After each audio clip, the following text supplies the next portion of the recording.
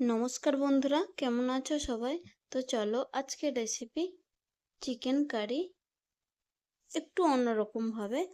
সবসময় তো একই রকম ভাবে চিকেন বানাই, তো আজকে একটু অন্যরকম ভাবে বানাবো।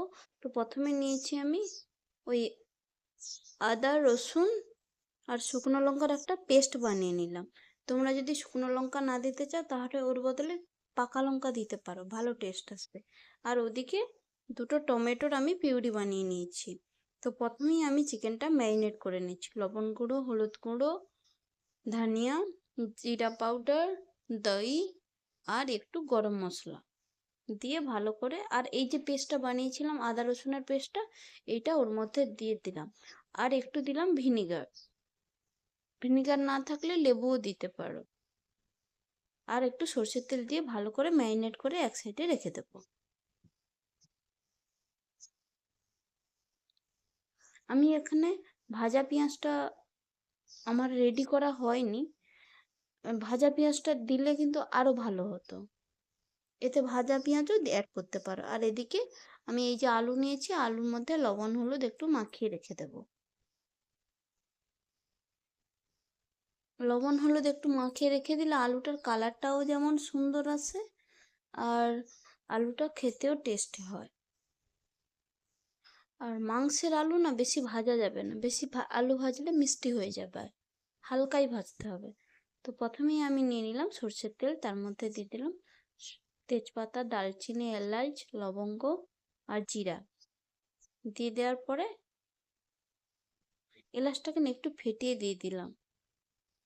দিয়ে দেওয়ার পরে ওর মধ্যে আমি না আলুটা ভেজে নেব, ওর মধ্যেই আলুটা ভেজে নেব। আলুটা এবারে হালকা ভাজবো, কালার আসতে দেবো না, হালকা ভেজে আমি তুলে নিলাম। ওই গরম মশলাগুলো সাইড সাইড করে আমি আলুগুলোকে তুলে নিচ্ছি। আলুগুলো তোলা হয়ে গেলে ওর মধ্যেই আমি পেঁয়াজ কুচি করে রেখেছিলাম, পেঁয়াজটাই আমি ওর মধ্যে দিয়ে দিলাম। দিয়ে পেঁয়াজটাকেও ভালো করে ওর মধ্যে নেড়ে নেব। চাইলে ফার্স্টেই না একটু লবণ দিয়ে দিলে কি হয়, তাড়াতাড়ি পেঁয়াজটা নরম হয়ে যায়। দেখো পেঁয়াজটা হালকা গলেছে। তো এই সময় আর একটু নেড়ে নেওয়ার পরে ওই যে আদা রসুনের পেস্টটা আমি বানিয়েছিলাম শুকনো লঙ্কা দিয়ে, ওইটা আমি ওর মধ্যে দিয়ে দিলাম।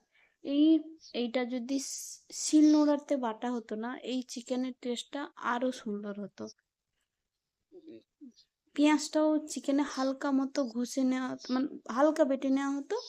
আদা রসুন সবই, শিলে বাটার তরকারি খুবই ভালো হয়। তো মশলাটা একটু কষে নেওয়ার পরে হলুদ গুঁড়ো, লঙ্কা গুঁড়ো, লবণ, ধনিয়া গুঁড়ো দিয়ে দিলাম। দিয়ে ভালো করে মিক্স করে দেব। উপরে যখন হালকা করে কালারটা চলে আসবে তখন আমি এর মধ্যে টমেটো পিউরিটা দিয়ে দিলাম। দিয়ে টমেটো পিউরিটা দিয়ে আবার 3-4 মিনিট মতো কষিয়ে নেব ভালো করে। যখন আবার ভালো করে কালারটা চলে আসবে তখন আমি এর মধ্যে, এটা পায়েস পাতা বলে, এইটা এইটা দিয়ে পায়েস রান্না করলে না ওই এলাচ লবঙ্গ স্মেল আসে। তো এটা ওই পাতা, ওই পাতাটা আমি একটু দিয়ে দিলাম, স্মেল ভালো আসবে। তো ব্যাস ওইটা দেওয়ার পরে একটু নাড়িয়ে নেওয়ার পরে চিকেনটা আমি ওর মধ্যে দিয়ে দিলাম। দিয়ে চিকেনটা আমি ওর মধ্যে ভালো করে কষিয়ে নেব। আর এটা তো ব্রয়লার চিকেন, তো রান্না করলে কিন্তু জল বেরোবেই। এটা দেশি চিকেন হলে কিন্তু অত জল বেরাতো না। দিয়ে একটা ঢাকনা দিয়ে দিলাম, দেখো কত জল বেরিয়েছে দেখেছো। তো এরপর আমি ওর মধ্যে আলুটা দিয়ে দিলাম। আলুটা দিয়ে আবারও আমি ভালো করে কষতে থাকবো। ওরকম করে ঢাকনা দেব আর কষতে থাকবো। দেখো কতটা সাইড দিয়ে জল বেরিয়েছে দেখেছো। জল না দিয়েও দেখো কতটা পরিমাণে জল বেরিয়েছে। এটাই হচ্ছে ব্রয়লার চিকেনের লস। ব্যাস কষাতে কষাতে আমার চিকেনটা পুরো হয়ে গেছে। একদম লাস্টে আমি ধনিয়া পাতা কুচিয়ে দিয়ে দিলাম। আর একটু গরম মশলা গুঁড়ো। গরম মশলাতে আমার রয়েছে এলাচ, দারচিনি, লবঙ্গ, জিরে, সাজিরে, গোলমরিচ, আর একটু স্টার এনাইজ, আর একটু জয়িত্রী দিয়ে একটা পাউডার বানানো থাকে আমার, তো ওইটাই আমি দিয়ে দিলাম। ব্যাস আমার চিকেন রেডি। তোমরা একবার এইভাবে বানিয়ে দেখো আর কমেন্ট করে জানিও কেমন হয়েছে। তো চলো এবার খাওয়া শুরু করা যাক। তো আমরা সবাই এখানে খেতে বসে পড়েছি। আমরা 4 জন, বাচ্চারা সব আগে খেয়ে নিয়েছে।